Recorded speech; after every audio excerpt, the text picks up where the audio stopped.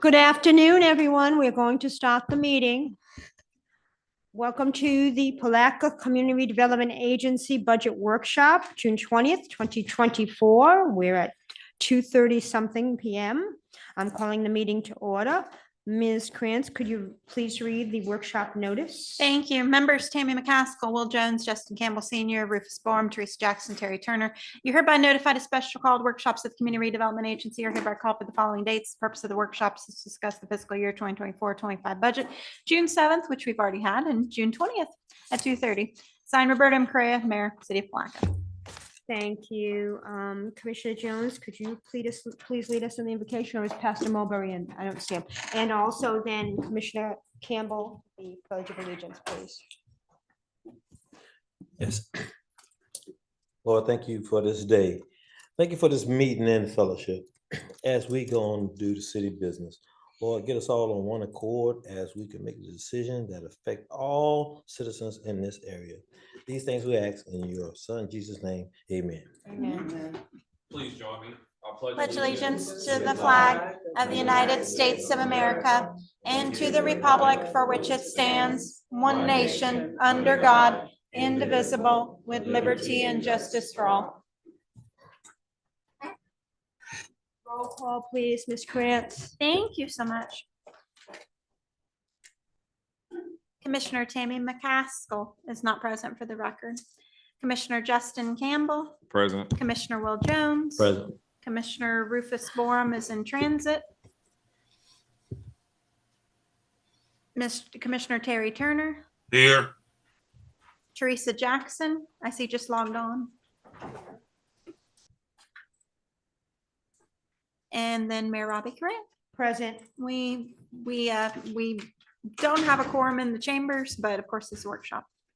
Thank you. Madam Mayor, Yes. Commissioner McCaskill did message me that she was going to try to attend via Zoom, had a work conflict. Okay.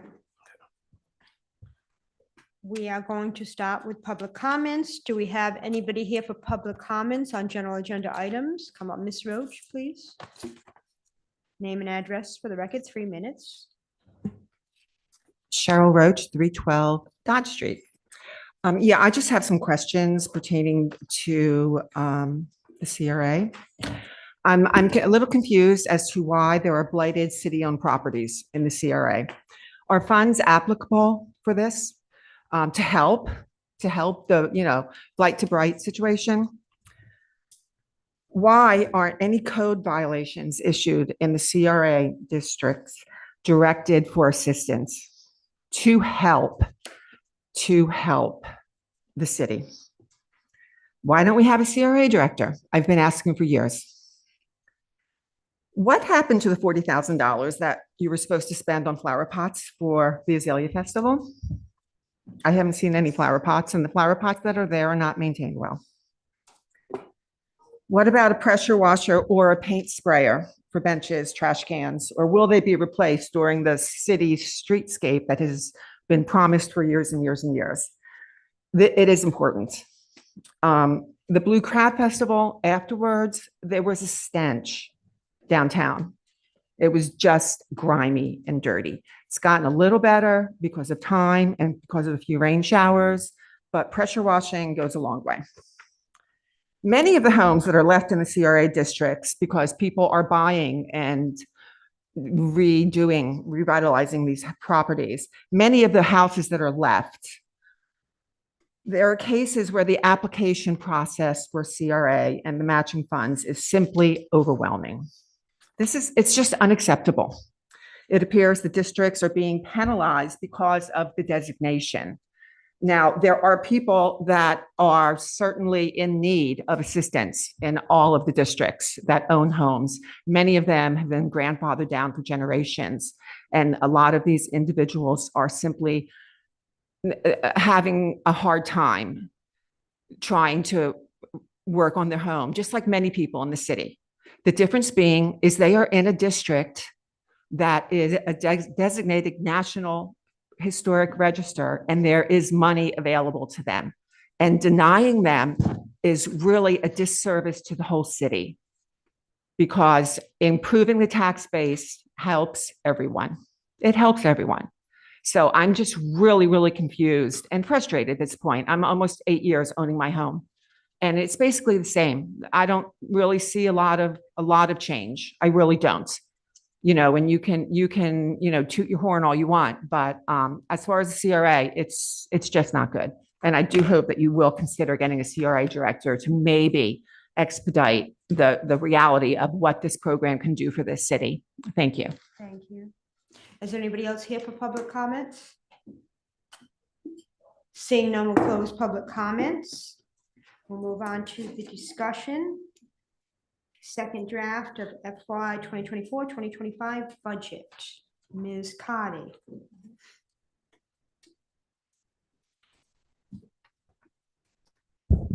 Good evening, afternoon, Mayor, Commissioners, all in attendance. Thank you. This is our second draft, and it's becoming more and more perfected as we receive information, better projections, et cetera. So this version is still reflecting 901,000 on page 1, and the monies that we expect for property taxes. And that is an increase compared to the prior year budget. Also, the cash balance forward, we believe we have figured that out. So we're expecting to carry forward 1,282,000 on page 1 of the CRA budget. If you can make it larger, but at least we do have our hard copy, so. Okay, good. So our total budget then at this point is $2,184,157. If we go to page 2,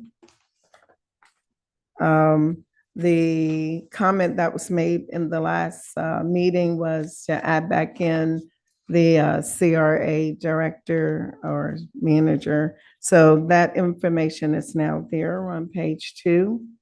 So, and it is broken out between all 3 districts.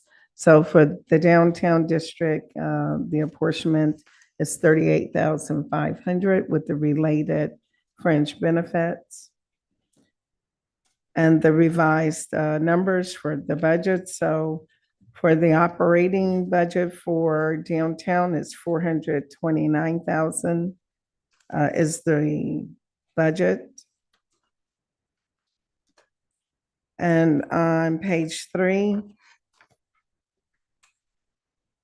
the transfers, we expect to transfer out 922,000 over to a Better Place, and I believe that is for the streetscapes. And then the total budget for downtown is $1,539,000 at this point. For South Historic, again, you see the personnel there, that $12,100 with the related fringe benefits. And the remaining operating expenses starting on page 3 with that $7,700. Building improvement grant, there's a noticeable increase there, $160,000. We're on page 3, bottom of page 3. If that's where you are. Right. So bottom of page 3 is a continuation of South Historic. And so there's an increased expectation that we would spend $160,000 for the budget. And therefore, on page 4, total operating is $435,000. That's with capital outlay, $101,000, and River Street, Tillman, $155,000. The total budget for South Historic is $493,000. The North Historic, we have the personnel allocation there, $4,400 with the related fringes. And continuing on page 5, which is the last page, we expect the budget for North Historic to be $138,000 in operating And that's including building improvement grant, 83,661, with general capital improvements, 50,000. So our total budget for North Historic is 151,658. And if we were to combine North Historic, Downtown, and South Historic, that gives us a total budget of 2,184,157. So this is where we are at the moment with the CRA budget. I did take it a step further and added in the projected funds for this year, what we expect not to have spent. So there's a page there, one more, if that's it for the budget. Can you go to the other attachment?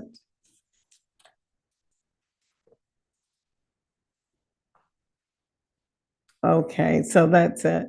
All right, so looking at downtown, we actually received 573, go back up where you were, please. Right, 573,000 in revenues.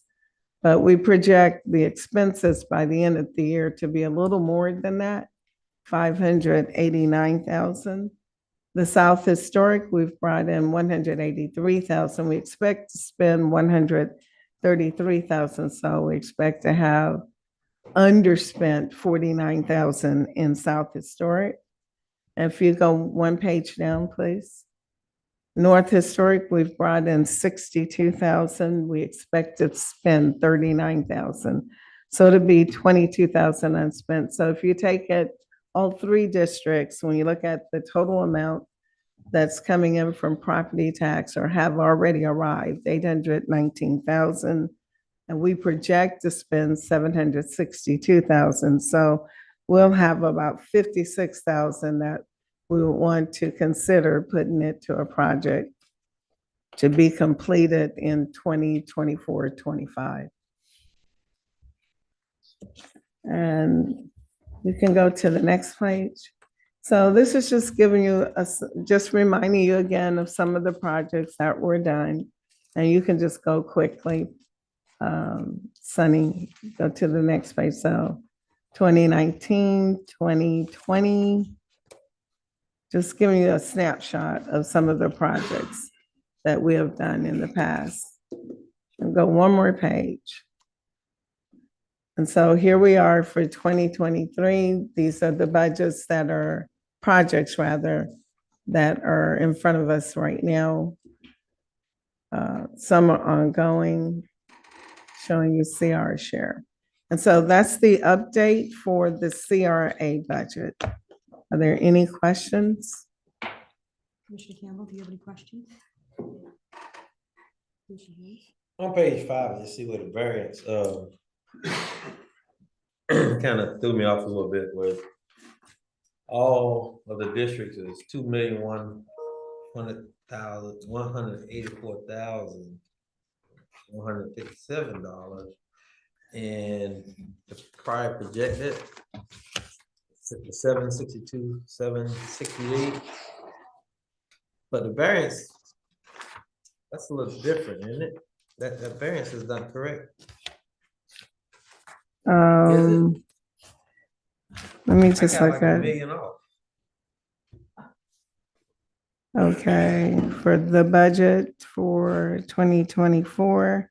So budget 2024 is 2,090,000. And the budget for 2025 is 2,184,000. So then the difference between last year and this year is 93,000. For the budget. Oh, I went from the You're 762 from the 2 million. Right. Okay. Right, okay, First column. no problem. I got you. Thanks for explaining. Yes, sir, okay. Commissioner Turner, do you have any questions? No, ma'am, not at this time. Ms. Jackson? Do you have any questions?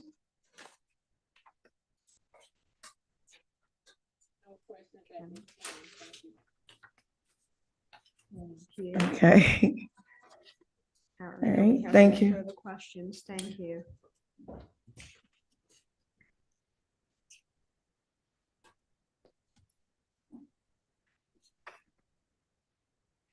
So moving forward, is there any changes, any additions to the draft that we want to see? There's still quite a bit of funding that we need to allocate.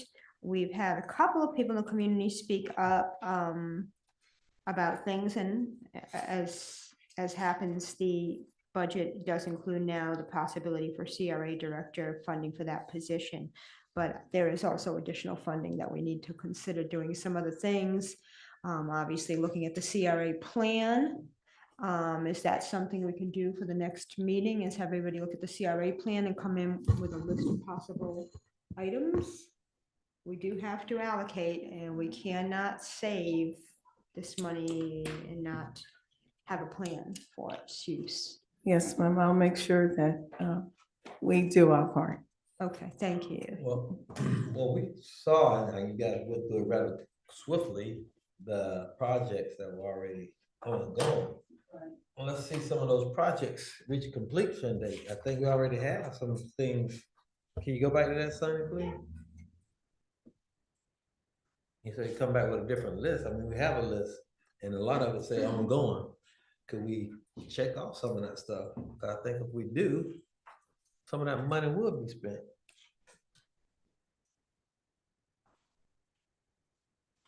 Am I right about, am I off?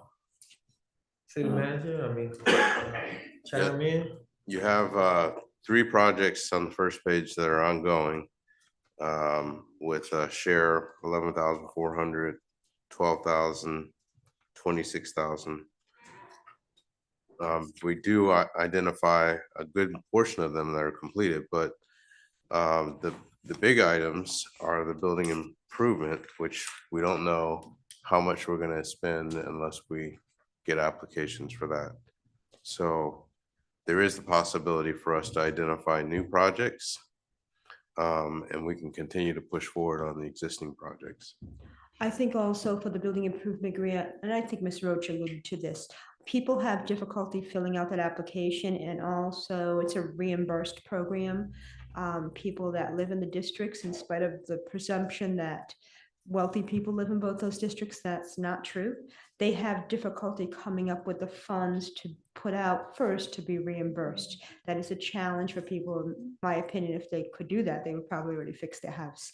The home improvement program that used to exist, it was the city administered it after the South Historic District had a committee that administered it rather, and then the city did. But basically, the city sought the bids. It's a lot of work, but maybe if we have a CRA director, there's more an ability for that person to either guide people through the application process for the big grant, or come up with some new grants that may be more user-friendly. If you aren't familiar with grants, and this is not a difficult one, the big is not, but if you don't have any idea about writing grants or responding or collecting monies, getting bids, it is very overwhelming and it scares people away. So maybe if we can facilitate that process with a CRA director assistance, that would be great. Or look at some other grant possibilities. We've had others. We've also talked about attainable housing for municipal employees and even for school district within the district. We did have a Live Where You Work program that is no longer funded. It's somewhere in a file somewhere. I have it actually, one of my files. That was also done in Kissimmee, where basically people got somebody who was a municipal employee got a little bit of money towards their down payment. It wasn't a substantial amount from the CRA, but it encouraged municipal employees to live within the city limits, which I think we'd all like to see over time. So those kind of programs, I think we could look at them again, maybe update them, revise them, the facade grant again too, so that downtown starts to look like we want to see it. Those things don't exist anymore. And I think if we have this funding, even after all is said and done, maybe we can look at some of these things to move the CRA, the intent of the CRA forward. Sure. So I'm going to dust off my copy of the CRA plan and come up with some ideas for the next meeting, because we need to kind of finalize some of these thoughts.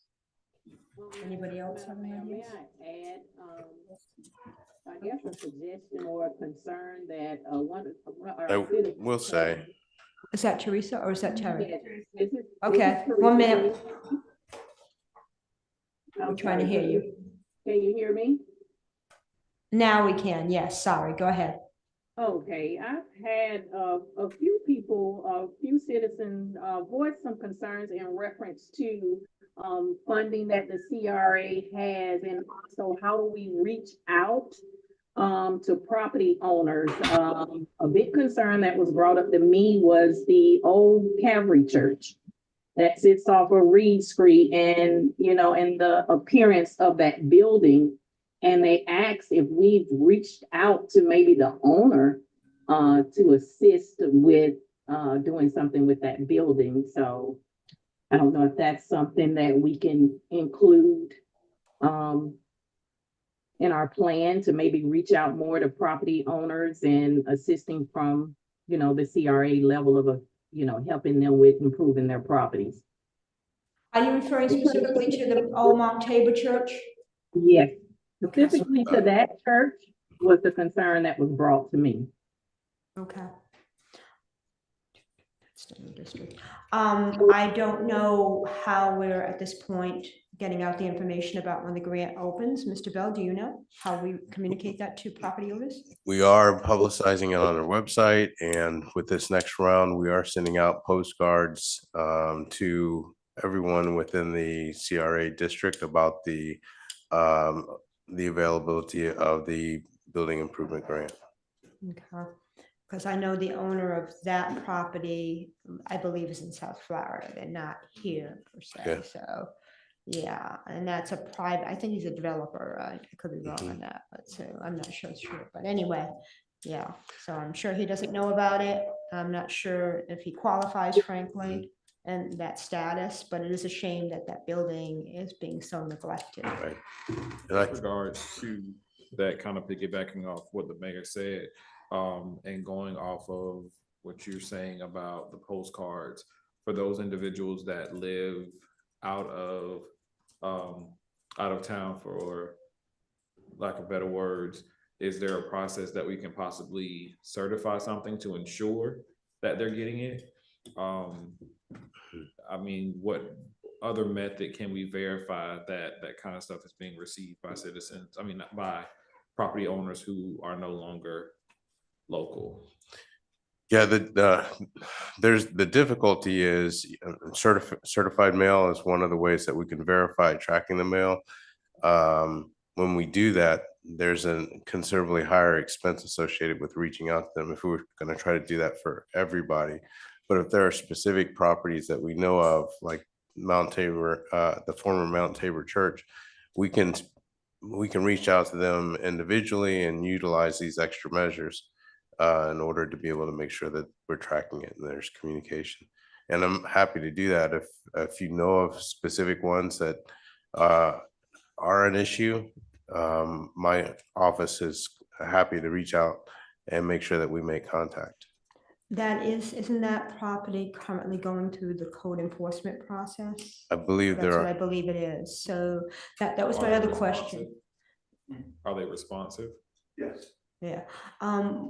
Again, with the old home improvement program, which then became as well commercial, the focus initially before it was open to everybody in the CRA was those property owners with code enforcement violations that didn't have the wherewithal, to do those repairs and restoration. So I'm not speaking specifically to this owner, but there may be, if we can target some people in the CRA that are getting code violations and see if they meet the criteria, that might be a stop too, to help them get out of that mess.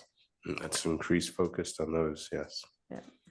And we're also open to any other suggestions that you might have and ways that we can enhance our outreach. I mean, even if it means that we need to go knock on some doors, that's, within the realm of possibility. Yeah. And I personally got 2 postcards making me aware, which is very sweet, but I mean, A, not eligible, and B, that was kind of a waste. So I don't know if we can go through that. I know it takes, again, it's labor intensive, but to go through the mailing list and not waste efforts on people who don't need to get them. And also, I'm not sure if this is the appropriate workshop for it, but I know Ms. Roach brought up an idea about having lighting downtown St. John's and maybe reflecting off some wall paintings or whatever the case may be. Can we entertain that idea from a budgetary standpoint and see how much that will cost? Absolutely. If we want to have decorative lighting to enhance certain features, other than street lighting and sidewalk lighting, that's something that the CRA can definitely take into consideration as a separate project. And are we also including the new banners in the budget, new banners for the Yes. street lights? Because we're getting the hardware to be able to do that. Is that Yes. a budget line item? I just may have missed it and I'm just Hold asking. on one second, let me play. I know the hardware is the actual banners themselves. We may want to set aside some funding because I'm sure we want them for certain holidays. We may want them for events like Blue Crab or Azalea Fest, but even notable, I've seen other cities where they've put on banners, notable people, historically notable people from the community and recognize them. So I think we need to have a budget for those banners because they do add up in cost. That would be good as well. And I see the public art was increased. Yes, You can always that increase was it more. increased. The mural committee thinks it's strictly for them, and there are other forms of public art as well. So we want to have other groups have the opportunity to also benefit from that. And have some nice features of color and art, artistic public art downtown, and have a focus on the arts in the community. And also, since we're on that, where are we with the flower pots that we approved for downtown that Mr. Hafner? You know, the status of that, Mr. Bell, with RHP? So the funding was for the acquisition of flower pots. I believe the pots are going in. I'm not sure about the maintenance of it and where that ball was dropped. I thought that was Revitalize Historic Palatka that volunteered to kind of maintain or rally the downtown merchants to maintain. I already take care of one that's been there for a while, but it keeps moving around. I think also part of this is finishing the streetscape. You don't want to put them out there until the sidewalks are done because they're going to be shuffled around and they weigh a 10-ton.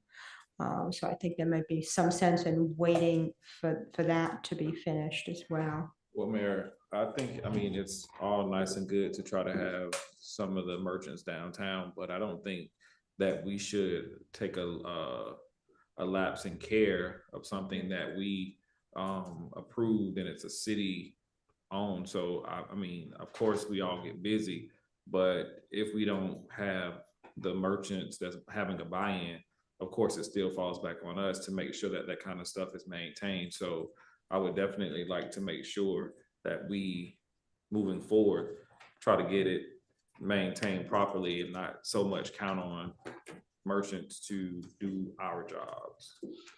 It is something that several communities entertain as on a contract basis, where you have a vendor that's responsible for it. If that's not something that we want to do here, then we can, our public works streets folks can be the stopgap to make sure that we don't lose anything. Question is, how often do we want to double check it? I think if you really want to hold it to a standard, as Commissioner Campbell was mentioning, we may have to look at contract. I think. I mean, I'm fine, whatever way we decide to go. And talk to Revitalize Historic Palatka again and see how seriously they have the ability to do this. That's the question, because I know from being the president in the past that if you rely on people, one or two get it done and then it gets difficult. So contract may be the way to go, but I think we have to explore what's going on and see how this is going to work. Okay. Can Do that. can we kind of add that to the budget, or at least have an idea of how much it would cost for contracted labor with maintaining these planners? I did write it, I did note it, Okay. and I'll make sure and try to get a cost to include. And if you notice that professionals, well, not professionals, but the maintenance, we do have maintenance contract in downtown 35,000. There's a line item there. Okay. So I may want to try to find out what is it covering. I mean, already be budgeted. Another thought possibly, and we see that Mary Lawson Brown's, the kiosk is being dedicated this Saturday, but maybe we could have some more heritage. There's some downtown that are very dirty, I might add, kiosks that give a little more history about significant buildings, architecture and events and people downtown. And maybe if we can create a heritage walking tour by having some of those. So perhaps CRA funding can be used to purchase some of those kiosks and kind of move that process along, working with the Historical Society to come up with the content.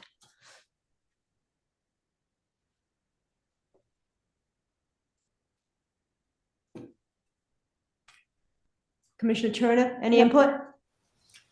Not at this time, Madam Mayor. Okay. Ms. Jackson, any more input? No, I think that's more than enough. Thank you, Madam Mayor. Okay. Commissioner Campbell or Commissioner Jones? Okay.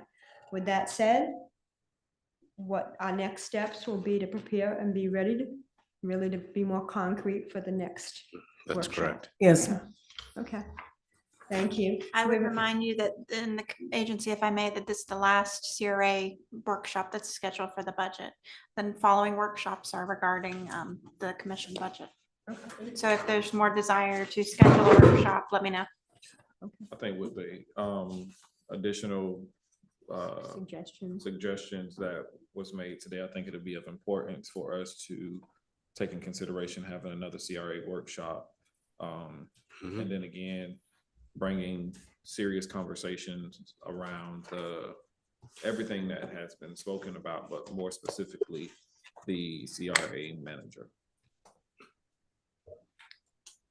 Thank you. Do we have a motion to adjourn this meeting? Well, motion to adjourn. Okay. Second.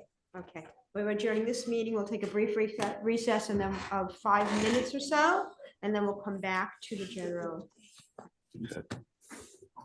budget. Excuse me. 3:15. 3:15, let's do 3:15 just to be safe. We're gonna get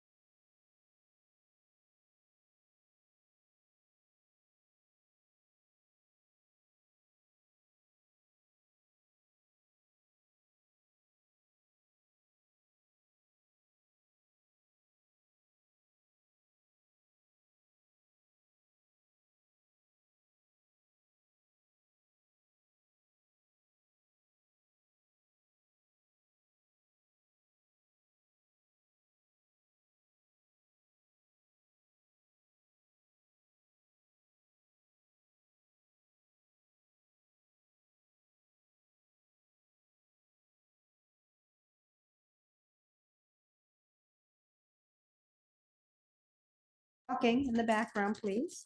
We're going to call this meeting to order, City Commission Budget Workshop, June 20th, 2024 at 4 PM. Ms. Krantz, could you please read the workshop notice? Yes, ma'am. Dick, Commission members Tammy McCaskill, Justin Campbell, Senior, Will Jones, and Rufus Borum, you're hereby notified special called workshops of the Palatka City Commission hereby called to be held at the following dates: City Hall, 201 North Second Street, Palatka, Florida, 32177. The purpose of the workshops is to discuss fiscal year 2024-25 budget, June 7th and June 20th at 4, July 12th at 3:30, August 9th, and August 29th at 3:30. Please govern yourselves accordingly. Roberta M. Correa, Mayor. Thank you. Roll call, please.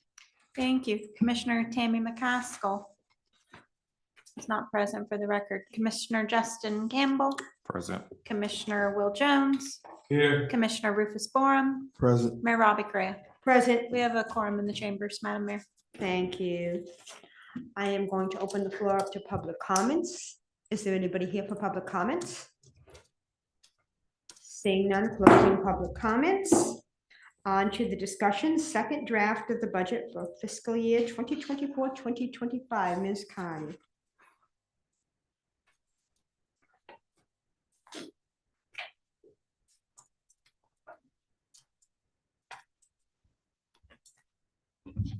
Again, hello, Mayor, Commissioners, all in attendance. Thank you for being here. So I want to preface the beginning by saying that the objective of our budget workshops per city manager is compiling and providing the commissioners with, well, we met with each of you individually, and this is how we came up with this list of initiatives that commissioners are interested in. So that was our first objective. Secondly, to provide you with a budget draft that would include a more realistic number of the salaries based upon the previously approved step and grade salary schedule. And then also preparing a draft revenue report, which is in there, but it's conservative. There are lots of information that we still need. And the desire is that you would have an opportunity to see and discuss items that you're interested in. And we're also going to make certain that each department head at our next budget workshop have an opportunity to present PowerPoint presentations. So I just wanted to say that if you look at the staff report in the agenda itself, it lets you know that this is our second scheduled budget workshop. And there are several items that have not been received yet, simply because the process is independent of the city, has not yet been completed by the state primarily. Things such as trim, that's not done yet, hasn't even started. There is a meeting that the state holds, is called the Revenue Estimation Conference. That has not even been held yet. And the results of all of these various meetings and processes are a part of our budgeting process. So we will begin to see that information towards the end of July. I'll do my very best by the time we have the July 12th meeting to even add more of that kind of information into our budgeting process. But the main item is that the salaries are more in line now with that step and grade, and the directors have given me the bulk of what they need. There are still some more information that's coming in. Some came in today. So naturally, what you have in front of you is prepared prior to what I received today. I just wanted to say that. At the time that this budget draft was prepared, revenues were more than the expenses, but now that I'm getting more information in from the directors, that is quickly changing. And with that, I would like to start with the commissioners, if you could, going through the initiatives, because that's probably the most important thing today. And not really sure how you want to proceed. I'd like to defer to the city manager at this point. Sure. Thank you, Ms. Cardy. Mhm. So you would recognize many of these items. These are items that were derived from the one-on-one meetings. And again, thank you for your time set aside to meet with Ms. Cardy and myself to look at your goals and objectives with regard to items in the budget. And so at this point, we have feedback from you individually, and we would love to get some idea and direction from you on collectively whether or not there is commission support for including some of these items in the budget. So if you want to take a look at the ones that starting from the top and working our way down to the bottom, the ones that are at the top had the majority of support, meaning that it was mentioned by multiple commissioners during our one-on-ones, and the ones near the bottom had less commissioners mentioning them. So starting with the first item, transportation for citizens, microtransit or higher independent transportation. Is that an idea that has broader support? And what we will do once we get that feedback from you is start to cost it out and include those costed items in the budget. When we say, I know what transportation for citizens is, when we say that, we have a system, Ride Solutions, that's woefully underfunded. Are we talking about the possibility of giving them additional funds to make this more viable for our citizens? Specifically for Palatka residents, or a whole new? Those are possibilities that including that, yes, and you could, that's one way of doing it. You could bring in a whole new solution.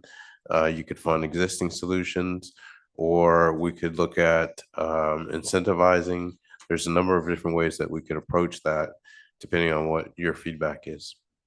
I mean, what's more economical for us at this point? I don't think bringing something in totally new would probably be beneficial when we already have something that's implemented or was implemented.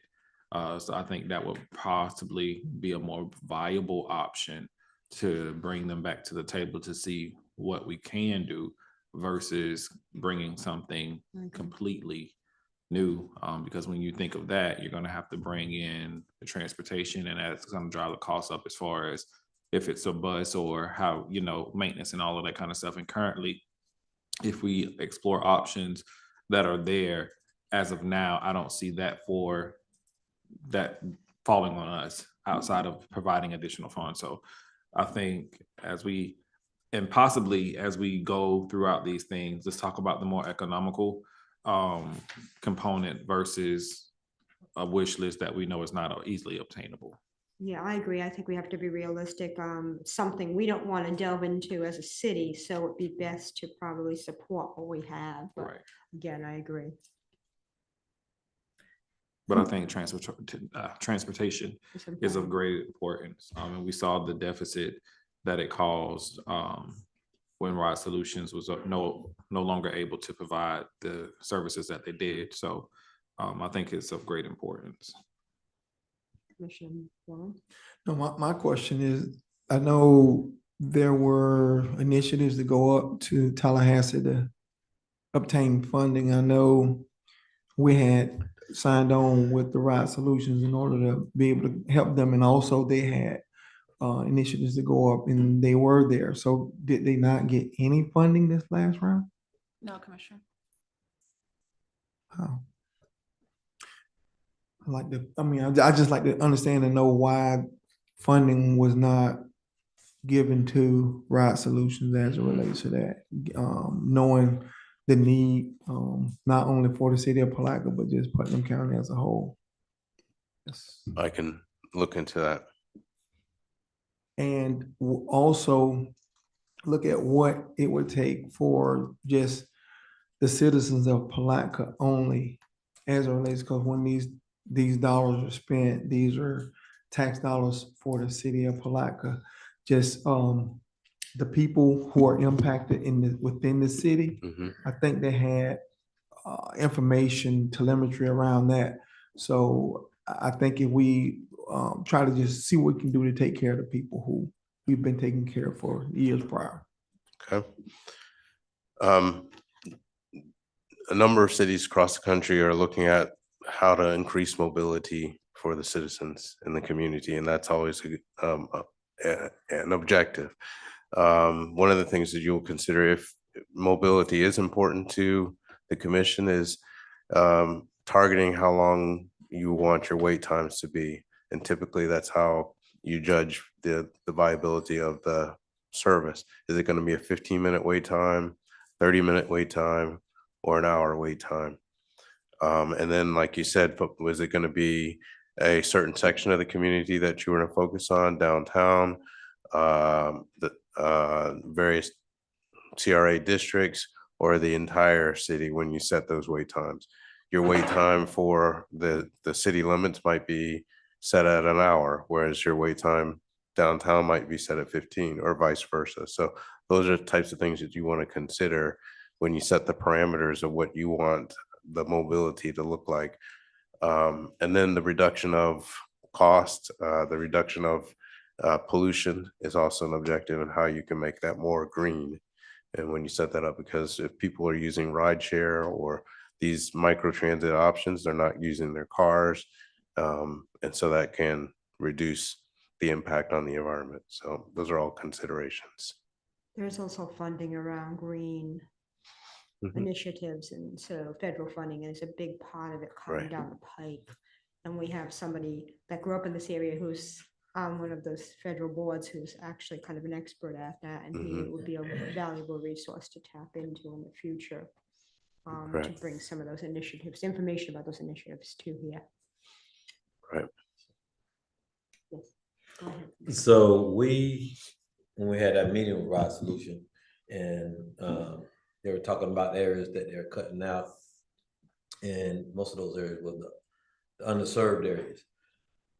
We asked them questions, some pointed questions, and one of them was, would it help them to raise fees internally? And they basically said they don't know. They didn't come back with any information for us to evaluate this further as far as trying to give them funds. Another thing is they didn't seem to want to bring back transportation for those underserved areas, especially the trips out of town. Because most of those trips was to doctor's offices and stuff like that. That's what people needed them for the most. And I would be interested to know why Tallahassee would not fund them. And maybe some information we need to know. There's a reason. Maybe it's not enough people, not enough demand. So I think those questions need to be asked prior to us. I mean, we can look into it, but with funding, but I think we need to know all the dynamics before we say we want to dump money over there for our solution. Just my thoughts. If the commission does deem this to be an important issue, these two trains can run on parallel tracks. We can do the background investigation to see what is the reason why funding didn't occur. But if you do feel it's important, we can also look at ways that money can be allocated to either work with the existing provider or do an RFP to bring in an alternate provider and bring that back to the commission. I think we So- all agree it's important. Okay. So I think we need, everybody seems to indicate we need that history information about why funding wasn't allocated at the state Sure. level. Mhm. And obviously what options we have if we were to consider funding transportation options for people. Let me ask this question. With reference to the 1 through 5, what is that?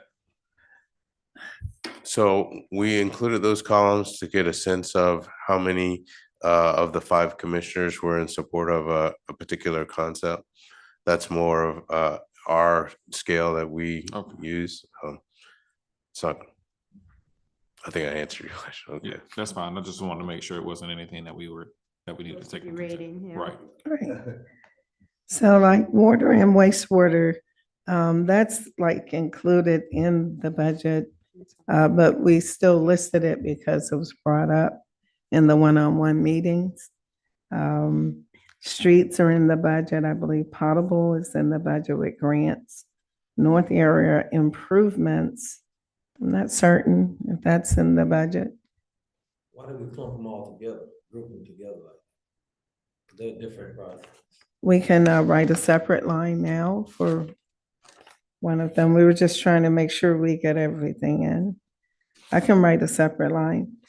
And would that be for the north area perhaps? Well, I think it would be for the improvement piece, right?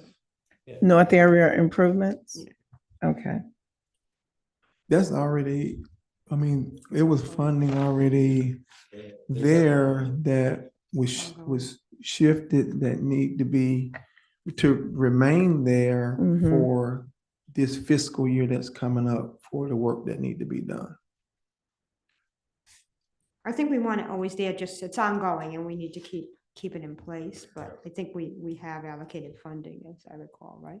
They haven't executed the areas, and they should have they had the completion of certain things, but not the bigger portion of certain areas. So if you just, if you break that out. We can break it out. And just knowing that it is a continued priority for the commission, we can break this out and identify where in the budget we are addressing those priorities for fiscal year 24-25. All right. So City Hall and other facilities improvement. We skipped affordable housing, Oh, we did. Affordable housing. attainable housing, low income, seniors and homeless. That's in the budget. We have ARPA and also a grant. We don't have a line item for it. And so that's something that we would want commission to consider. I mean, commissioners have identified it in the one-on-ones. And I think we have to kind of break that out a bit. Okay. When I look at people that are considered homeless or unhomed, I think we're looking at that really to me is more of a county, not just city. That's a larger issue that we need True. to address as a larger community, not just the city, because they are transient and they're going, so, and we have, in light of the most recent legislature, we're going to have to address it in some fashion, like soon. Yes. But- Because there are encampments. But even with that particular homelessness, we have money allocated through ARPA with regards to homelessness. So does that need to be included in the affordable housing since, I mean, for this upcoming year, being that we do have money already set aside for? Wait, Yeah. Yes, if looking at the ARPA, if funds are identified to address houselessness in the ARPA, then it would sit by itself unless you wanted to do something in addition to that in the budget. Gotcha. Ms. West? So, and with respect to the legislative bill regarding local government's responsibility to set aside property for homeless, there is an exception for fiscally restrained counties. So Okay. there is no obligation to adhere to that Okay, bit of legislation. thank you. thank you. Good information. And with regard to the attainable housing concept, the staff is in the process of developing a concept now for a program to attempt to address attainable housing, increased attainable housing in Palatka. So if that is something that the commission thinks is valuable, then we can include a line item in the budget for that. I think it's an ongoing issue. Again, we have to check like ARPA and all the other funding sources that we've already allocated funds for this particular issue, but I think we have to keep it going and keep it included. Okay. And currently, they're included in two different funds, Fund 300 and Fund 101. Better Place. Okay. And so where it is in the budget that we are addressing it, whether it be ARPA or a budget, we will identify that for you. So next. City Hall and other facilities improvements, safety concern. So this year, we do have in the budget already under City Hall, an amount for both City Hall and Annex. I believe 300,000 for City Hall, 50,000 for Annex. And we have different maintenance lines for like Brunson Hall, these kinds of buildings. And that's in the 24-25 budget. Yes, in 24-25 budget. So when you guys present what you're trying to do, what you're trying to accomplish, Right. Yes. that need to be identified. Mhm. Put it out there, but we don't want that money just to be set aside and then in 3 months we decide, oh, we want to move this 300,000 somewhere else. Right. That's been happening and that need to stop. It need to be identified on what the use is and we either use it for that or put it back in the general funds, I would think. But we need to move forward with the project that we're gonna do. That's what I would like to see, just going forward, just kind of being forward with you guys with this budget process this year. Okay. With regard to the safety concern, that goes to the question about building out more of the annex and being able to address some of the issues that we're experiencing with ADA compliance here in this facility, and whether or not we want to develop a transition plan to address that. Obviously, that's a larger issue, but it comes down to whether or not we want to include it in funding. Can I speak to ADA compliance? The ADA compliance is, if someone that needs to get into this building, we can, I think the ramp outside suffices that. Now, going upstairs, and I've heard employees say that, an employee could come downstairs. All we have to do is accommodate. That don't mean we have to renovate the entire building for someone to be able to get upstairs with a wheelchair. That means that we need to accommodate them, meaning if staff is upstairs and they need to meet with that particular staff need to come downstairs. So just so that we are on the same page with that. No, you're absolutely correct in that. Our challenge comes in when it comes to how do we accommodate staff that may be hired in those roles that need to have access to those areas. So like they have downstairs office. I There you go. mean, And that's some common sense kick in right. before we have an annex. That's the So, point. I Okay. think that's what he's trying to say. There is a big space in the annex, in the back Yeah. of the annex, a big, huge room that Right. now it's not really being used. I mean, it was full of stuff for years, but now it's has potential to be something else. You have to look at the cost benefit of the whole thing as it relates, and that's what Commissioner Jones is speaking to. Yes. All right. What's the cost benefit? Absolutely. Agreed. And for those other buildings that are city-owned buildings that fall within the CRA, maybe when we get back, and we just had the CRA budget workshop, but we need to look at that for Tillman, where we're going to be doing that. But when you look at the Laram, it needs some work. Bronson Mulholland, at least the grant funding came through, which is great. So that's a start. I don't know if that will be just a drop in the bucket for the large preservation grant that we got approved for and it got funded and the governor signed off on. So that's good for Bronson Mulholland. But we do have buildings that we've neglected for many years, some in the CRA, some not. So we really need to start looking at all of them and kind of come up with some plan as to what needs to be done and maybe a maintenance timetable over time. So we're not pouring all this money in at once, but we do maintain as needed. Because there's been a Okay. lot of neglect over the years. Okay. You want us to move to the next item? Mhm. Okay. Email subscription upgrade communication throughout the city and website updating. Well, I think we all agree communication and transparency are important. I think there's been some substantial, at least for the website, updating and improvements. It's ongoing, though. It's not something we can ever stop. So whatever is the current will currently suffice and work for people. And I think, again, it's multiple ways of reaching out to people. Not everybody goes to the website or gets email.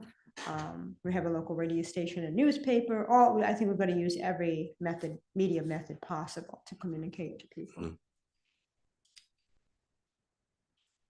I would be interested just for research purposes to check in to see what system the EOC utilizes. Because I guess, well, not I guess, in times of emergency, hurricane and all of those kind of stuff, they are really good with getting the word out, whether it's via text message, whether it's via call, whether it's via email communication. So I would just be interested in seeing what system it is that they utilize, because it's Okay. deemed to be. And one of the suggestions that came out of that conversation was to also look at the communication the school software in the school district, exactly, Right. which I believe is Thrill Share. Mhm. Okay, as a potential option. And then the next one is mental health. I believe it's currently in the opera budget, but just wanted to be sure that we wanted to continue. And I- How would that look though? Would we be like, how would that look? Okay. So one of the specific areas, ways of addressing that would be the idea of using, instead of programs per se, but having folks that can work doing intake to refer people in those situations to programs, more as a conduit to channel people to the providers that can provide better services. But in being realistic, Mhm. we lack in services here. And then that goes back to number one, transportation. Mhm. So when we have all the fits conversation, right? So when we have the conversation about the mental health and the outsourcing, we have to be mindful that we're limited when it comes down to resources that locally. So I think one of the suggestions that came out of the one-on-ones was looking at utilizing space in the Jenkins facility to provide counselors that could help with that type of referral process. Not mistaken, so. I mean, the referral process is the easiest part. Right. Getting them to the, getting people The transportation. To the Right. services is one thing, but another thing is who are we gonna get them to in our area? Mhm. So I think that's what I'm trying to say. There's a lack of resources with regards to providers in our area. And I know that simply because working with the school district, mental health counselors are stretched thin. Mhm. And so again, when we have this conversation, I don't want us to just have it, but I want us to be able to dive into it. It's definitely important. But again, I want to make sure that it's something that's tangible for us with the plan and moving forward, to make sure that if we provide this option, that it's a viable option for residents who are in need. Okay. Okay. Got it. And then What do you want to see? Our population going to, you mentioned Jenkins, going to the Jenkins building where we house kids programs. That's a multi-purpose building, but Mhm. some of the purposes you got to kind of definitely separate. We wouldn't want that. I think, we have Stuart Marshman and stuff like that, that we would refer folk to, but I think we need to be careful when you start talking about commingling That's good, yeah. definitely. populations. Mhm. That's just One, thoughts again. That's it was something- also mentioned, Price Martin. That was also mentioned. Well, what you gonna end up doing?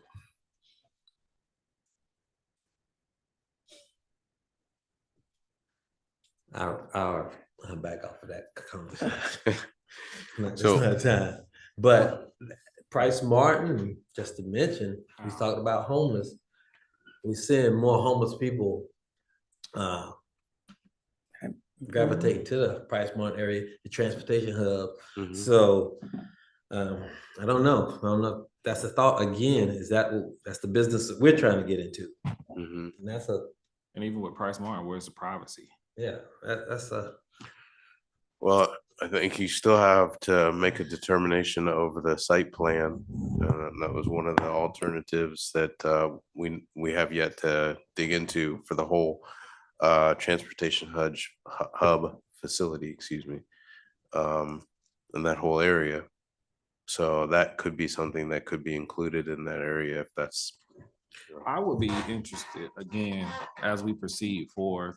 Of course, we may have our thought process, but I think it would be advantageous for us to bring the mental health programs that we have currently into this discussion to see where we can fit in.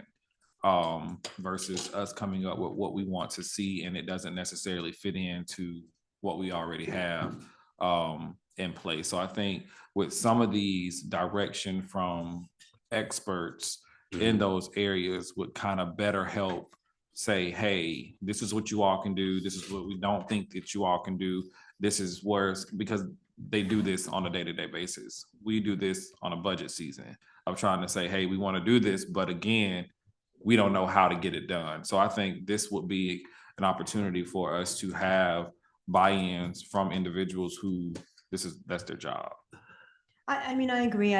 We shouldn't be in the mental health services field. That's not Yeah. what, I mean, funding some other source that's already has the expertise, I agree with, but I don't know if we need to find a place for that. They do exist and there are different organizations. I've gone to the meetings that they have. So I think we have to tap into what we have.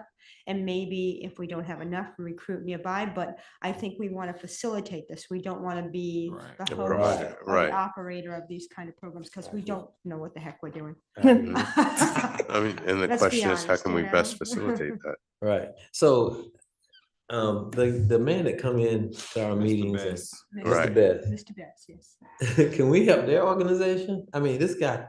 He wants to bring, yeah, and there's one in Gainesville, I guess, and that person came to speak when I first became mayor. The person that has their clubhouse in Gainesville, as it's referred to, and maybe we can reach out to that person again, not Mr. Best, and see, you know, what that involves. But I don't think we would be maybe funding a portion of that. We'd have to get some other input in funding. I don't think we can do that alone as a city to open one of those up, but can we work with them and work with the county and other municipalities to bring that particular group here? Maybe.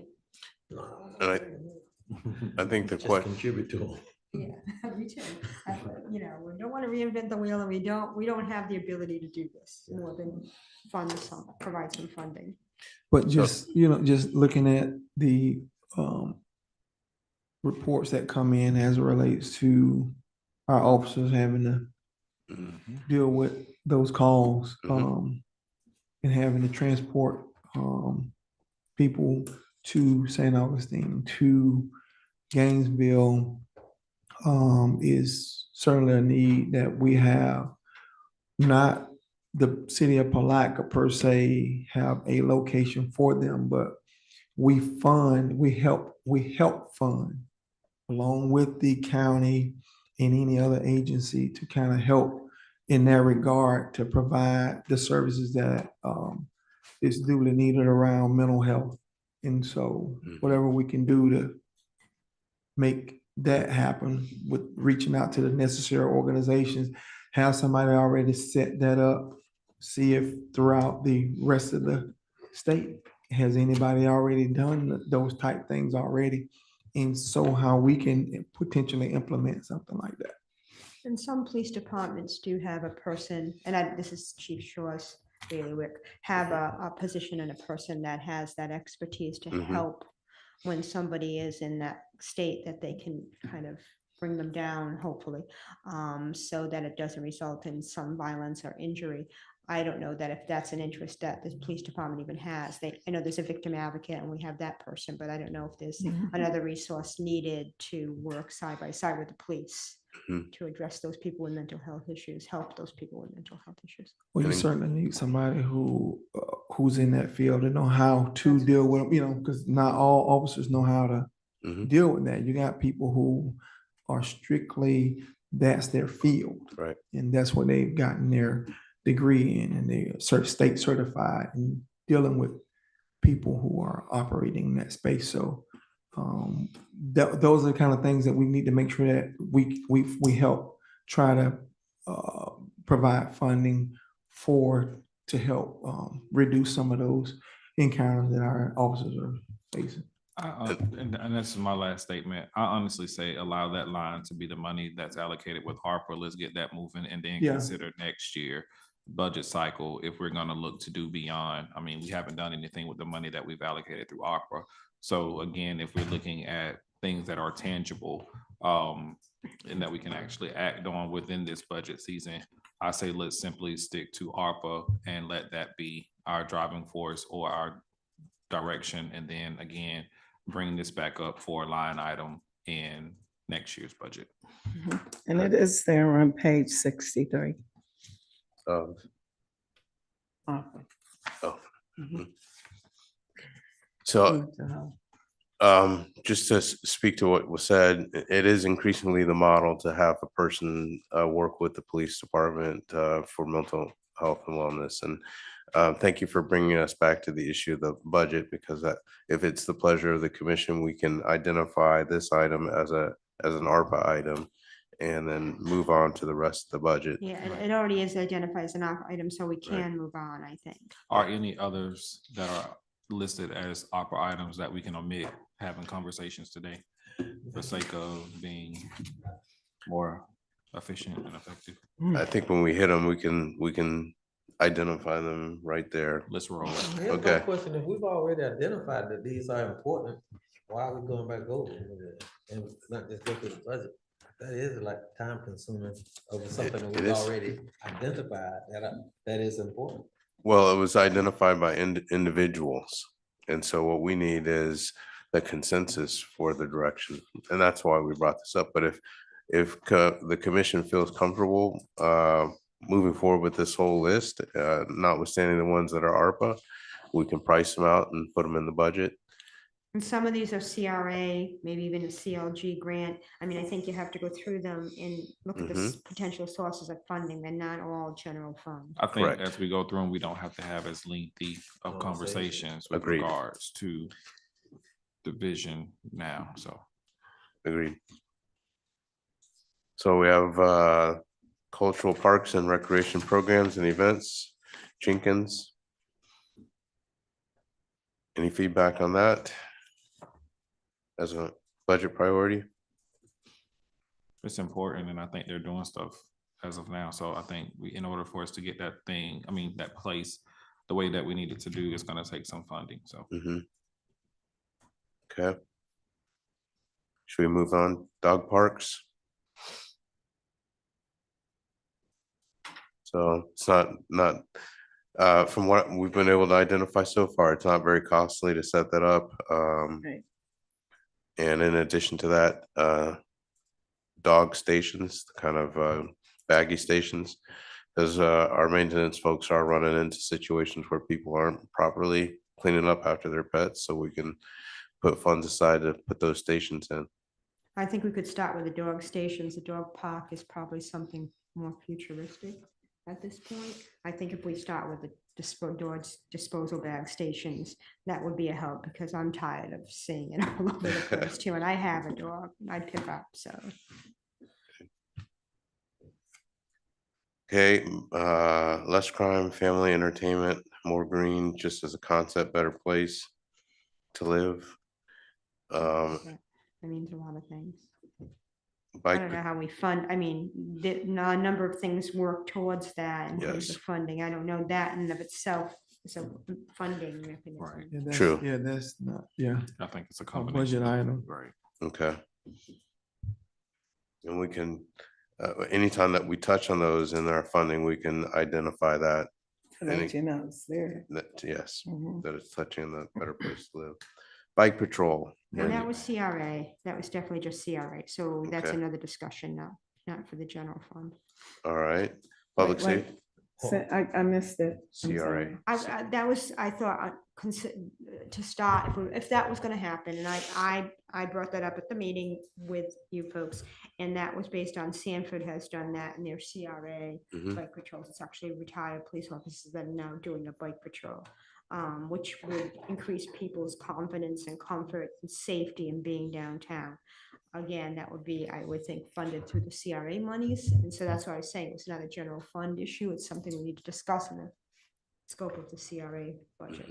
Well, I think all citizens should have the same kind Well, of I'm patrol. all for that. And so Okay? general I don't have funds, a- Yeah, I don't have a problem with that if everybody else agrees with that. I was Absolutely. thinking piloting it downtown. everybody want to be safe, so. Oh, I agree with that. So, Oh. but again, then you're funding more police officers. If we need to do that, I think that's Okay. a discussion Well, I that we think we- have. And safety is the number one priority, I think, of every Well, that's the commissioner next that's up item here. too. So public safety, community policing. Yeah, so, yeah. So it's kind of tied in together. Yeah. Even the community policing next is, Mhm. same issue. Okay, We definitely won't want any separation of those kind of services. Need to be a seamless city. So you want people biking throughout the police biking throughout the city, which is fine. I mean, this was specific to a bike patrol. Do That's what I'm zone, saying. they're I'm fine with doing, it. they're doing zones. yes, and how they're funded could be different depending on where they are, Right. but Right, that's what yeah. I'm saying too. okay. And This is even in general this fund. year's budget, our police department, I believe they have 4 police officers with a grant, and Mhm. maybe he can look at possibly delegating 1 or 2. Okay, public safety and community policing as a concept. Think there's any opposition to that? Just mentioned. No, but grants are short term. I mean, I don't know how long this grant cycle is, but at the end of the day, at some point, if you're gonna hire somebody and it really helps Mhm. community policing and public safety, you're gonna have to look at a mechanism to fund it more long term. Right. Well, it's like a lot of things. You have peak seasons, you have some rising crime during a certain time of the year. And so the chief will gauge that when he needs that, but it is good to have it in the budget so that it's a tool that they have in his tool belt. I agree. Okay, farmer's market. Again, I think we should find the space, but we should try to find somebody else to do it. Mhm. We should encourage and support it, but we don't want to do it personally as a city. Right. Okay. Price Martin, hardening the building, which is already part of the, That's already there. and there's a grant that we have coming for that. But the issue around audio visual equipment is something that was not funded by the hardening of the facility. We had, didn't we get like no, there's funding for the improvement of the overall building and structure. So they started outside with the Mhm. parking lot. Mhm. Yeah, it's already in the And budget they, last year. so, but I think there's funding for the interior as well. That's right, hardening of the interior of the facility. There's a budget, there's a grant that we have been approved for that we're waiting for funding to be able to do that kind of work. But it did not extend, as I understand it, to things like audio visual, which was one of the concerns that was brought up. If we want to fully utilize that facility, we need to have a better audio visual system, which is not grant covered. Right, but when you think about audio visual, that's not gonna cost you in excess of $30,000-$40,000, so. Correct. So when you look at it, it's on a grand scheme of things, it's not that big, so I think that's something that can happen because they've had a number of events there, Mhm. and it's been very, very disappointing as it relates to when people are making presentations. I think Right. it's already been brought to us that something along that magnitude would be around $20,000. Yeah, so it's, So that we will incorporate it in the budget. yeah, and get, and Especially the sound system. right, and keep, and two, from the safety aspect where you got cords Cords. running all across the floor and different things, Yes. like trip hazards along those. Liability. Yeah, Well, my level of frustration over it. So, okay. Yes, yes. Okay. All right, Commission. okay, Commissioner. Commissioners, there was a discussion about commissioners being able to have like projects funds similar to special events, possibly at the tune of 50,000 each. And so we wanted some feedback on that as to what extent should that concept be included in the budget. We do have special events in the budget. Right, I'll speak to it because I brought it up. Yes, sir. And working with some of the other cities Mhm. as it relates to some of the things that they're doing, whether it's Daytona or whether it's Fort Myers or some of the other cities where commissioners, even the county, their county commissioners have a budget for doing different projects for the areas.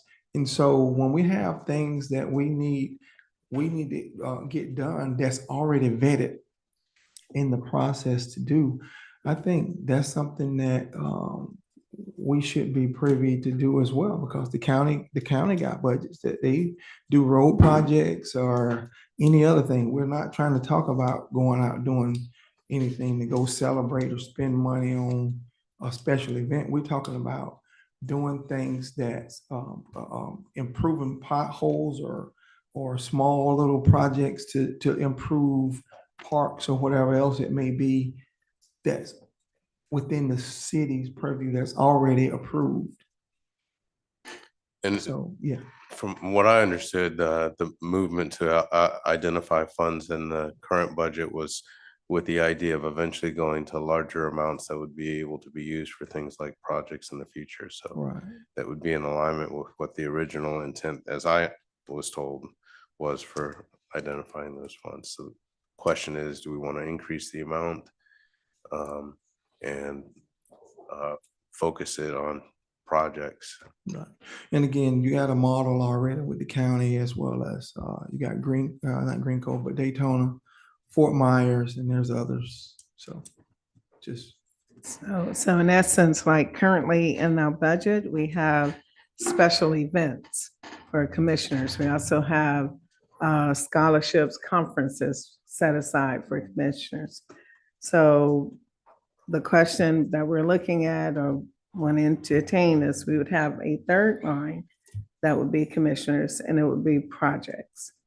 And so we wanted to get feedback. Kim, do you want us to include that in this year's budget? Not necessarily at the 50,000, but I like know. it better as a project, something tangible. Special events are great, but I think if we can have funding towards something tangible and not limited to special events would be great. I'm not sure about the amount per commissioner.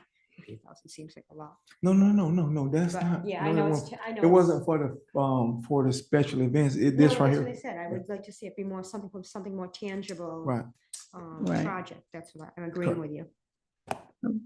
and one of the things I was looking at is I was looking at the budget amount that we have for schooling conference.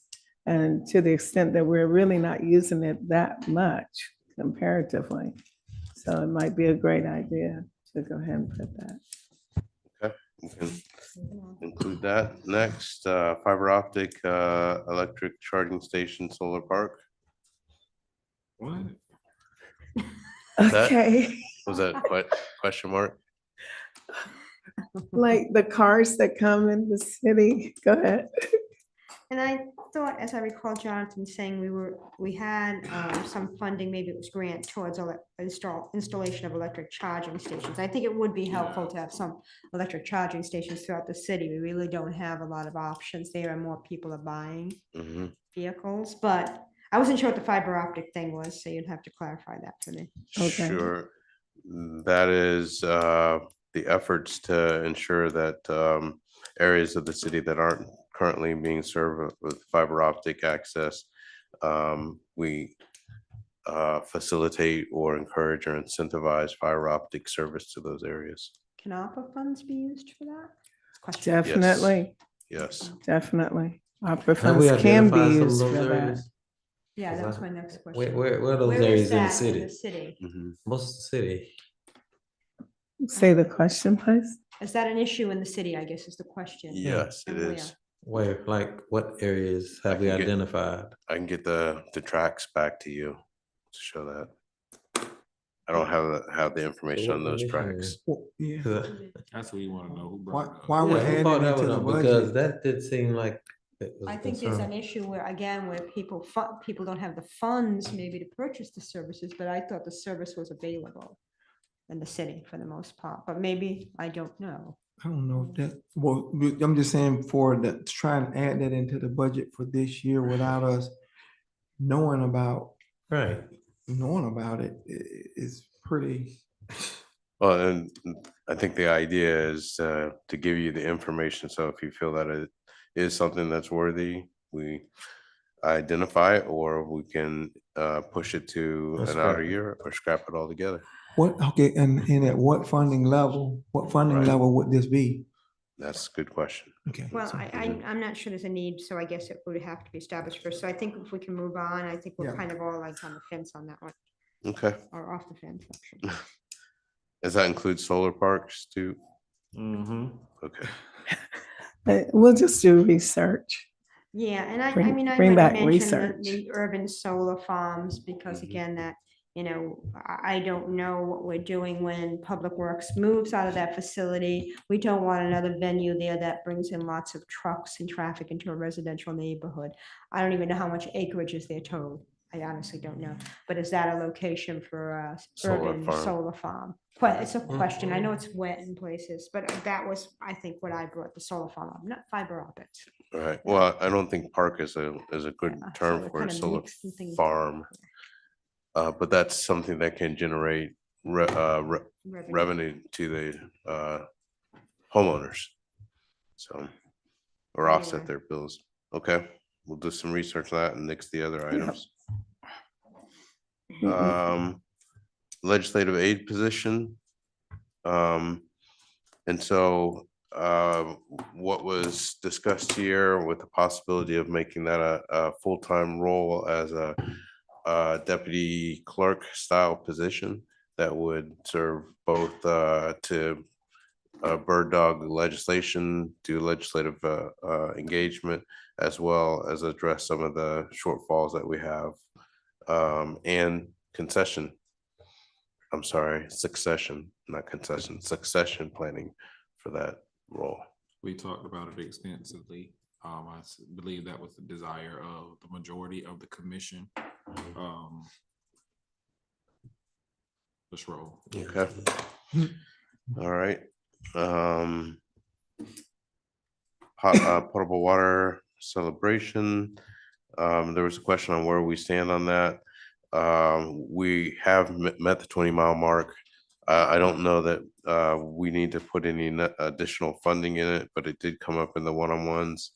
And so that celebration is just waiting till the weather is a little less hot to be able to do something out in the Well, it makes month. sense. If we can do that in the fall to celebrate the amount of potable water, new lines we've put in, I think that would be great. Right, lost. but why, what budget item, I mean, what It- will we do towards a celebration? That can't be much. No, not much. That's And that's why it We really, just all have to show up and smile. it came up during the one-on-ones, but it's not less of a budget issue, just. Yeah, so I don't consider a budget issue. It's a just do it issue when it Yes. goes down. Let's just Mhm. do it. Let's do it, Okay. celebration. Historic city conservation regeneration. That was, again, listing getting down. Was that me? Did that come out of me?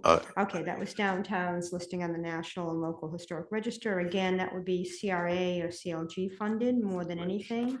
And maybe looking at some other districts' neighborhoods, such as Palatka Heights and wherever we have a lot of history, a lot of historic architecture, and we don't recognize that. And there's also the ability to get federal historic tax grants for commercial rehab for those buildings downtown that are on the National Register. So it's a source of funding as well, potentially. But that, again, to me, would be funded in this case from the CRA or even a CLG grant, because we're a certified local government. Okay. Municipal finance, that's just, I don't think that really has much to do with, all it is continuation of still pursuing grants. And so we're going to keep it rolling. Code enforcement, we are currently doing that, just wanting you to confirm that, yes, that is a priority. It's a better place to live. Sidewalk and pavement management, again, we have the grants and we are rolling with that, just And- confirming. We also wanted to clarify that we are separating out maintenance from actual sidewalk projects. So maintenance are emergency type situations. Right. Emergency repairs versus actual sidewalk projects. Yeah, that's a change to the budget that we split it in two items. So we have sidewalk renovations, that's like a project. Then we have sidewalk maintenance, something we gotta go get done quickly. Question though, we already had, they've done a evaluation of the city already with the sidewalks. They should have a status on as to how many repairs have been done as it relates to the overall footprint of the city. Yes, So, sir. We've been funding it at 40,000 initially. I think it bumped up to 80,000.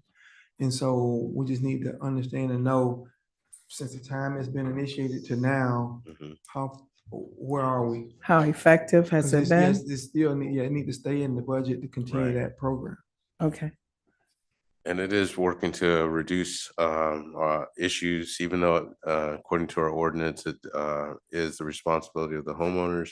It has reduced the number of the complaints that we get, the number of claims. So the investment that we put into that, we're seeing it come back to us multiple fold. Yeah, in addition to our own parking lots and different things of that nature. Mhm. Okay. Neighborhood crime related watch programs. That's a better place to live. okay. Keep it going. We talked about. Fund it. homelessness. We talked about Houselessness, we already talked We already about that. talked about that. We talked about public encampment already. because Mhm. we- Right, we Yeah, already it's talked all about. go together.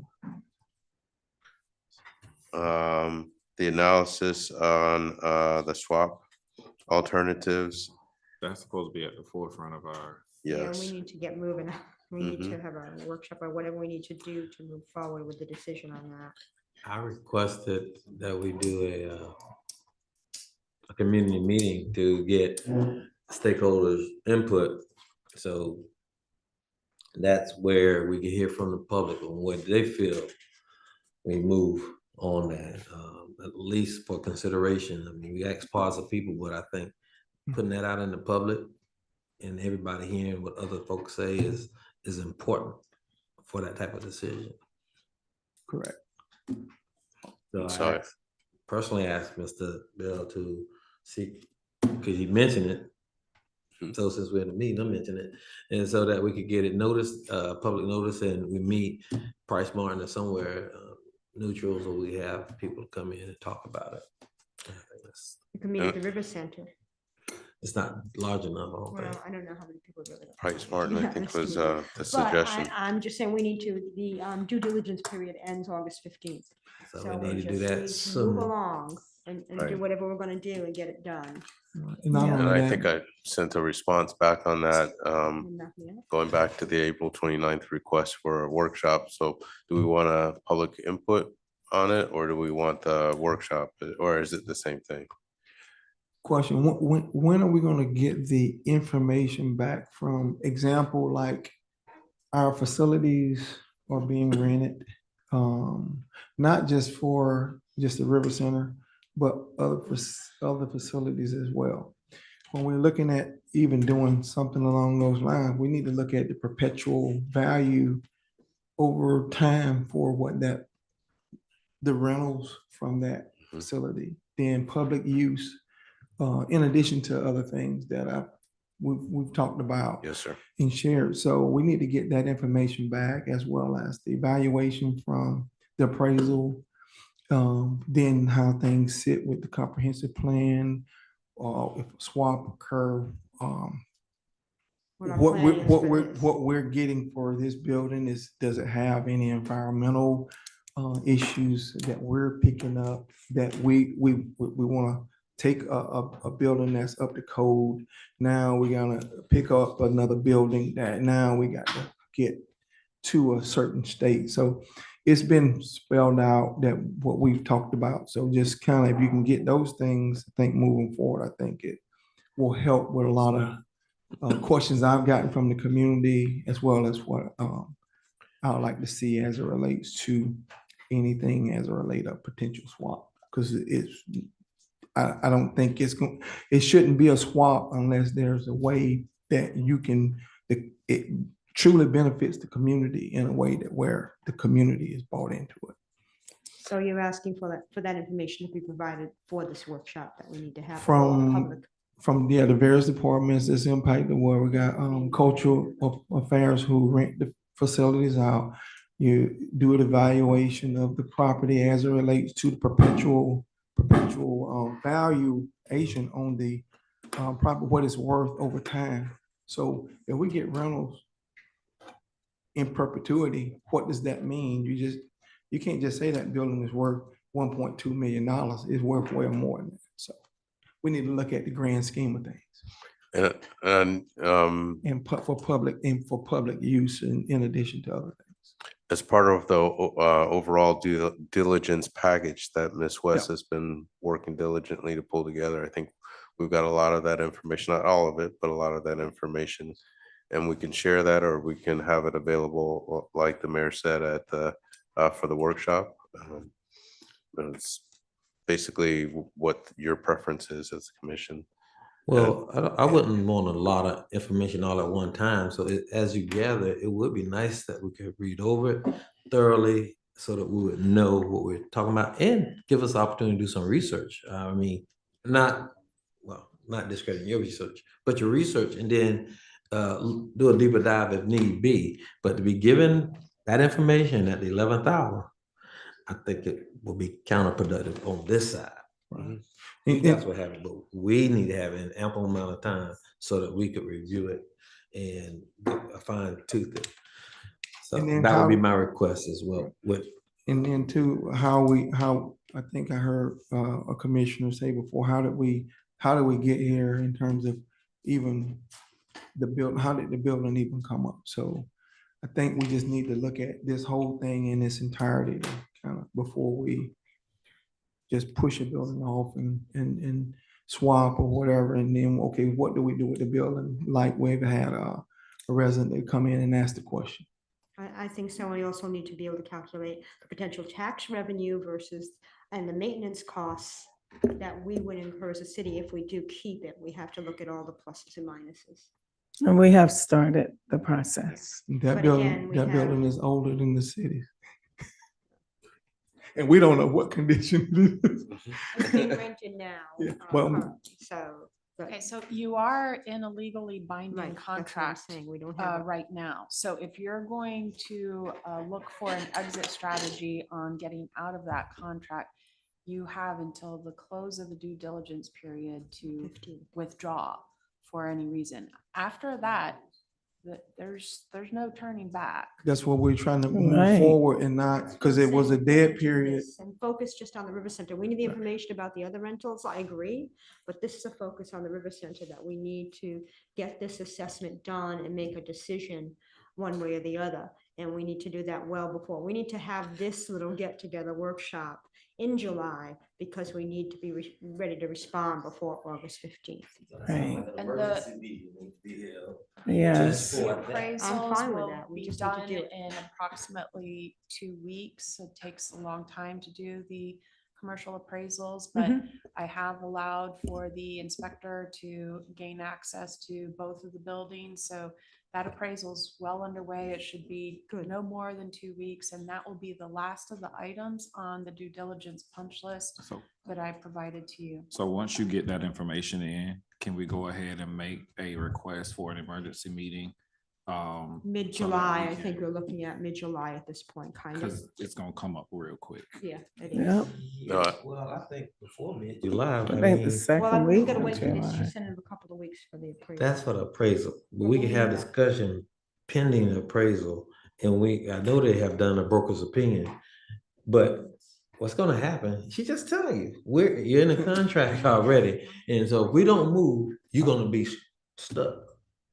It's no decision to be made. Right. So the longer we wait, the longer we're we're at risk. I'm agreeing with you. I'm We- saying we need to do this sooner than later, but it's also helpful to have that appraisal data. That is what is actually looked at, but whatever. Okay, so in order to get this thing back where we need to, staff, could you all work on a date to where we can do a community input after we get the information that's requested or the information that's the last part? We do an emergency meeting to, as a commission, to take in consideration what the citizens have said, and then it leaves us with the position to go ahead and do what we got to do once we get the information that Attorney West is working or waiting on.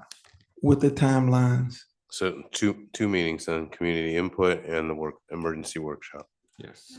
Okay. No, we don't want no workshop. We need We're a a emergency, meeting. we need a meeting, Right. so if we need to Okay. take action, that we'll be able to take action. Okay, and I'm not advocating that we extend the time, but just be aware, I believe that we do have the option to extend the due diligence period. We ain't looking at that until we get to it. How many Yeah, days? I mean, is there's it? always that option. If Yeah, they but how agree many to days it, you they have have to to do it? agree to it. That's what I'm saying. Yeah, That's why how we many need. So we days? just want to, we don't want to do Oh, that. I thought it though. was We don't wanna- 45. yeah, unless we I have don't no recall choice. off the top of my head. I don't think We we got have it. a time certain. So if we could just move along. Before we move along, housekeeping. So in that contract, it may say you have until this date, but you must notify 10, 15, Right. 20 days. It's not in there. No. You sure? All right, I think you were asking the same question. Similar, yes. Ms. All right. West. So the question that was posed by the city manager is if we were to request for an extension of the due diligence period, what was the time frame that extension was allowed? And I don't recall off the top of my head. Mr. Bell seems to recollect 45 days. I just don't recall, but that's the time frame that we were talking about. But it still has to be approved by Right. the commission. Right, so we That's- need to determine if we want to extend it within the time that's allotted. And we need to know that ASAP, so we can make that decision.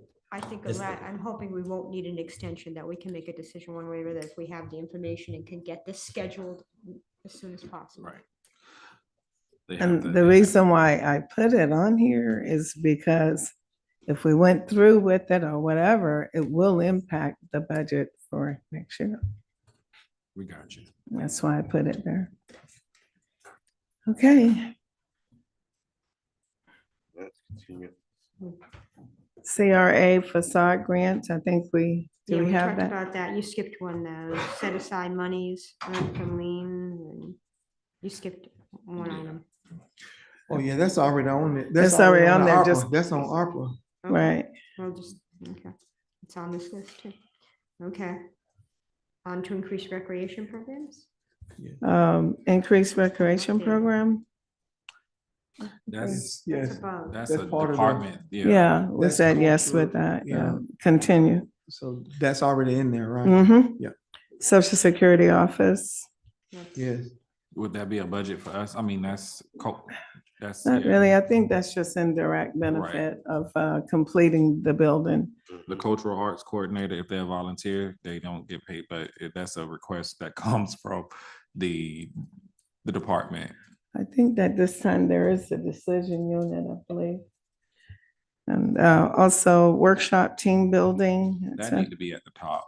We What, need to what, have what? continue- I think, and this is and when I say team building, that should be something that is a ongoing thing for the city. It should not be a one-time thing Right, and years later or month. We need to build that into the morale of our city, of our city, not only of our employees, but for commission and staff as well. That needs to Yes. be at the forefront of something that's ongoing.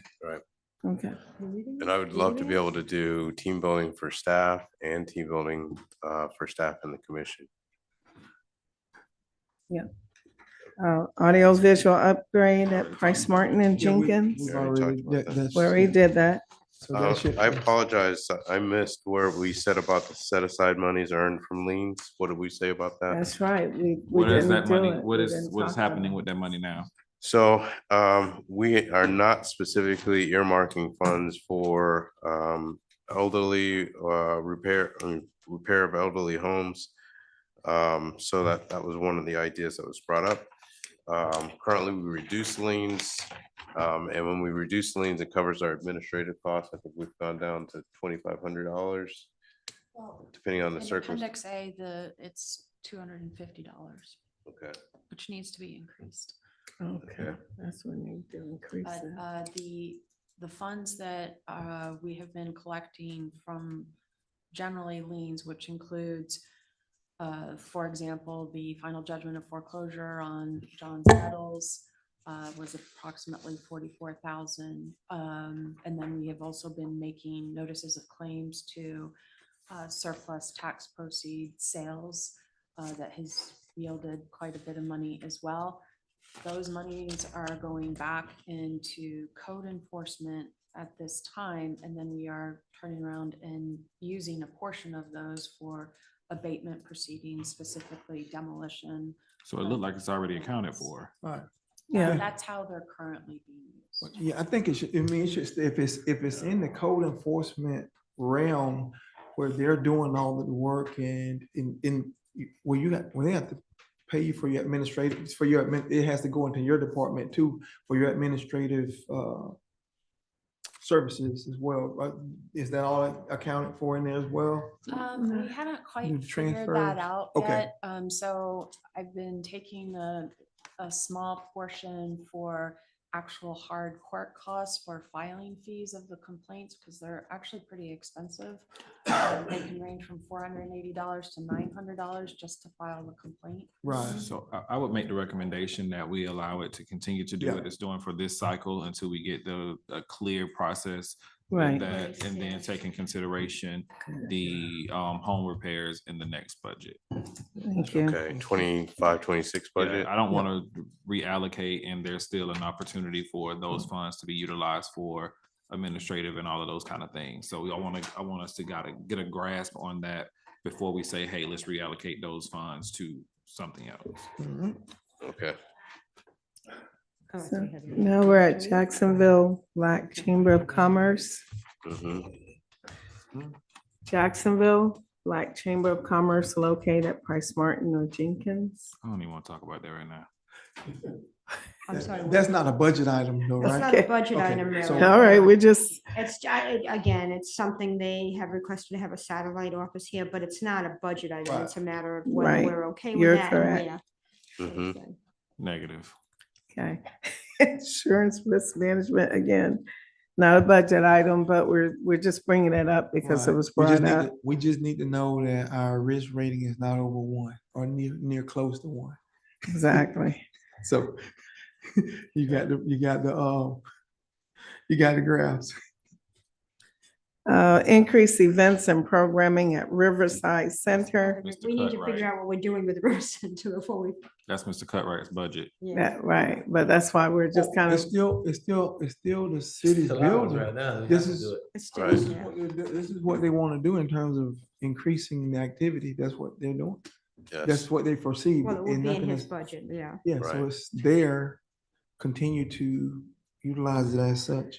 we don't have a programming budget per se, and so that would be a decision of the commission if we do retain ownership of it, establishing a programming budget. Shouldn't we have a programming budget in general, period? Overall. I think this should be already part of what you currently, it's because it's all Not cultural. specific. art. How don't we have a program? Because we don't have a cultural arts department. So that's something, You forgot the whole line item? Increase in $3.5 investment. Okay, so something to that take into consideration. Ms. Carter? Oh, I'm sorry. No, the commissioners and mayor, in the River Center or the Culture Arts Department, we don't have a certain line that says programs for the River Center itself, but we have individual lines that kind of advocate to some of the programs that we can run into outside the River Center. And it's in that line budgeted for special events for the River Center, merchandise repurchase. And then some of the programs we run over there, we run out of the Recreation Department budget line because it's actually a recreation program that we put in there. So Sound like we you need to need to get a- implement, But we was about to say the same. Go thing. ahead, Jinx. Commissioner Barr. Commissioner Campbell had We need to create a programming budget. Yeah. Thank you. okay. I heard you. Go ahead. Petty cabs That in goes to the Central trans- District. that That's goes back to petty transport. PDI, and that Oh, would be, Oh, I think that. I'm, you know, I'm That trying. would be a private entity that I just threw that idea out there as a matter of, or method of transporting people, say, from the multimodal center to downtown. But that would be a private business, so I don't think we need to worry about it. Okay. We talked about electric charging stations. Talked about We it said earlier. that's we'll research it, Yeah. pursue urban solar farm We talked funding. about that too. We're Yeah. researching, improve recycling. I think It's that's gonna go already away. That cap- Yeah. It's in the they is budget. out, Yeah. set up a Unfortunately. theater. Who, Huh? who brought that up? No, Oh, I it's brought- somebody. I brought up the concept, but again, it's a privately owned property, so it's nothing we can do. Oh, okay. Okay, It was just, we were, all I right. was just interested in seeing how we would accomplish something like Yeah. that, but Mhm. it's a private company, we'd have to, private owner rather, we'd have to work with them. Mount Tabor, the old church. That's what I'm That's what we talking were about. talking about. Yeah, yeah. Oh, okay. I'm sorry that recycling is going away. I mean, that's unfortunate. I don't think the city can take that on, obviously, but it's unfortunate. Establish welcome to Palatka for new businesses. That's probably welcome baskets, gifts. That's a CRA, but it wouldn't be. Yeah, I would Yeah. consider that a CRA budget, and even some organization like Main Street or Revitalized Historic Palatka, even if they ask for some funding from the CRA, they'll do that. But we Okay, I don't wanna wrote do that. CRA budget. And ribbon cutting events It's for new already- businesses. RHP already does CRA. that. Yeah, CRA. And also how to set up business, that's general fund. Chamber. That's probably under They what, don't do planning maybe? downtown. Oh, they don't? It's under planning. Yeah. Mhm.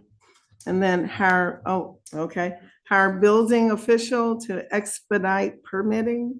In the planning and zoning department. Yeah, Even part-time on contract to start. Right. People, I get a lot of feedback from people that have bounced between here and there that don't know what to do and where to go. That was also partly tied into the brochure. If you want to open a retail business in Palatka, this is what you need to do. A Right. brief checklist, there's gonna be more, same with any other business, but right now, people are jumping between county and city and don't know where to go for what. I had somebody come in today asking that. That's gonna be a nice budget item. I mean, we've had that before, and I think we had a full-time person. Well, actually, it was part-time, but And the budget is gonna be probably over 100,000 for Well- that position. there's a couple different ways that you can approach this. If we do it on a contract basis per permit, you don't have to fund a specific salary level. Because what you're doing is that you're actually contracting a building official who, let's say hypothetically, the permit fee is $50. They charge us $35. There's a $15 administrative fee. And two, I think there's ways you can do it online to where you can use, certain services can be reviewed, where they don't have to through actually it. come be in the office to see. Very true. So, I mean, it's important that we do have something along those lines to not have to depend on another agency to help us in that regard. Agreed. Now, the one caveat I would throw out there for your consideration is if we do end up with large developments, 150 units, 100 units, that's something that would be significant in size that we may want to go to an individual or separate contract to manage that permitting for that because of just the size and nature of it. But we That's will a see those. future op- That's a Yeah. future Yes, goal. we'll see that coming down the pipe. Okay. and finally, utilization of other buildings in the community for community outreach. I don't know if that would have an impact on budget. No. Okay. We- And that was our primary desire today, was to get input from the commissioners about what you would like to see included in the budget. We are asking you to review the attached budget that you have. You'll see that the numbers are changing as we're getting better information. It is still very early. It's June, and so a lot of living still hasn't been done. And also attached, you do have the revenue budget. I don't know, Sunny, maybe you could move please, to revenue budget? I guess it's Anything else? time for us to leave. Okay, oh, so this is attached, the itemized, budget, where the numbers for salary is a better number. The department heads will be meeting with commissioners individually, where all of the directors will answer questions as needed. And also subsequently at our next budget, we will have our PowerPoint presentation by the department heads. You can roll down to where the revenue is, like 70-something pages down to revenue. This is all expense right here. And just letting you know that, so 76 pages for the expenses, and now this is revenue. And this is just the first draft of revenue. So as we get better information from the state of Florida and other sources, including TRIM, we will then, these numbers will become more finite. Okay? Thank you. Thank you very much for your input today. Thank you. Any other questions? We